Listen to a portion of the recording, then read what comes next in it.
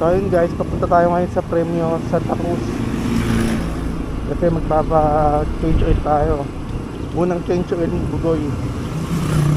Actually nabili natin si Bugoy sa Premio Pagsanghan, kaso wala raw silang mekaniko doon. Kaya lahat ng mga bumibili sa kanila, sinasuggest nila na sa Premio Santa Cruz pumunta para sa change oil, check up ng motor. So ayun guys, balitaan ko kayo pagka nandun na tayo. So ayun guys, dito na tayo sa Yamaha Premio Santa Cruz.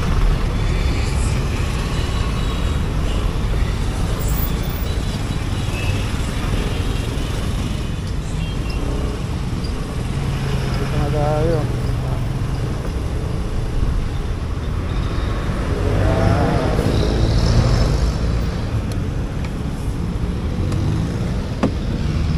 Mapa-change oil natin si Bugoy.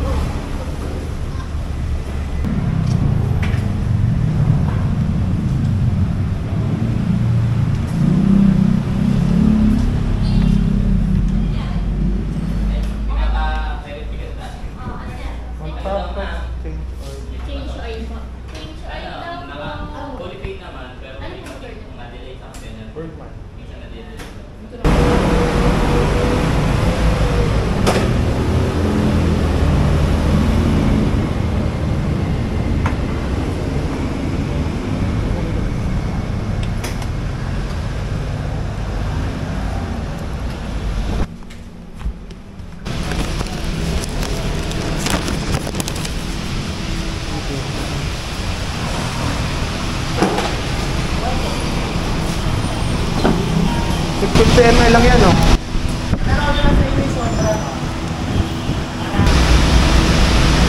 Next service natin, sir, sasabay natin yung gear oil. Okay. Kapalitin natin.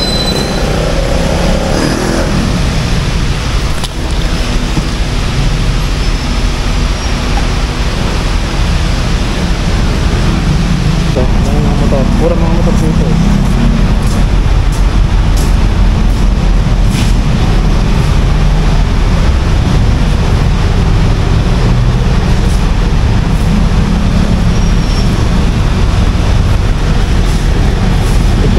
Silver. Ito yung mas dati ng silver.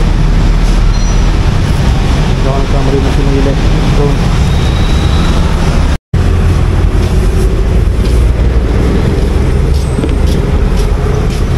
yan guys, ito yung langis ni Bugoy. 650 lang yung ginamit sa kanya. Kasi yun lang yung kasya sa niya, sa langis. Hindi siya kagaya ng iba na 800 ml at na ano, na lang yun. Ayan guys, nag-change oil na si Bugoy.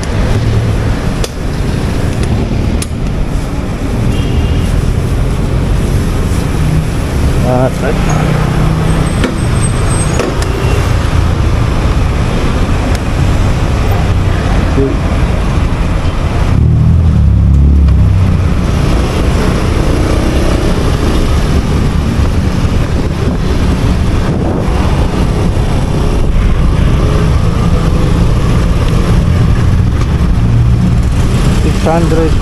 Odo. Change oil si Bugoy, pero kasi 1 month na kasi bukas. Sarado sila bukas. Siyempre, pag lumampas tayo, mabovoid yung voucher natin. So, sayang rin.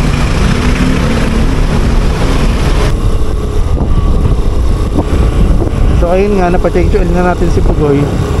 Bali 603 kilometers yung tinakbo niya nung pina-change oil natin siya. So, nung nabili kasi natin si Bugoy, hindi naman natin siya masyadong nagamit kasi yun nga, wala pang ORCR. Tapos puro dito lang sa amin gagamit. Pero syempre iwas pa rin sa checkpoint, talagang matanglawin.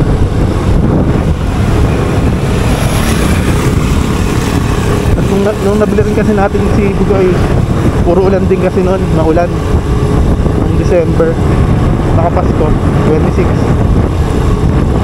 Kaya yung nilalabas natin si Bugoy, talagang lagi nababasa ng ulan. Kaya hindi rin talaga natin masyadong nagamit. Although nakakuha naman tayo ng siyempre ng ilang kilometers kung nalabas natin siya. Pero yun, limited lang kasi wala pang mga papel. Ang maganda pa,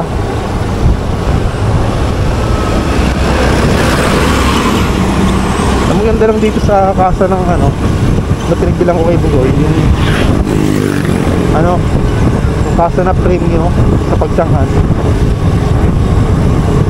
Grabe, sobrang bilis ng ORCR kahit puro holiday. Nung time na binili ko si Bugoy,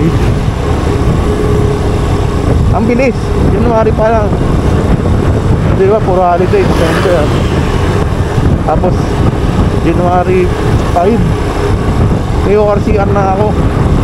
Nag-text na sila agad na may ORCR na. Soft copy pa lang yung binigay nun Tapos after 3 days, simula nung sinabi nila na may ORCR na, nag-text ulit. Ang pa pala noon, nagpagawa ako ng plaka, temporary plate.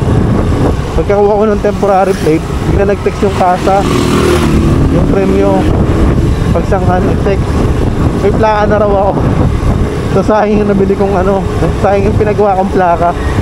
Kasi hindi ko akalain na ganun kabilis sila mag-release ng plaka. So ayun, siyempre pag kukuha uli ako ng motor, siyempre sigurado dun uli ako kukuha sa premyo. Sobrang bilis ng mga papel, sobrang bilis ng plaka.